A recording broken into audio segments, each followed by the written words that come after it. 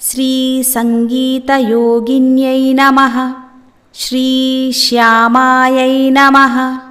श्रीश्यामलायै नमः। श्रीमन्त्रनायिकायै नमः। श्रीमन्त्रिण्यै नमः। श्रीसचिवेशान्यै नमः। श्रीप्रधानेश्यै नमः।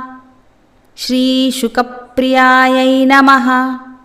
श्रीवीणावत्यै नमः। श्रीवैणिक्यै नमः। श्रीमुद्रिण्यै नमः।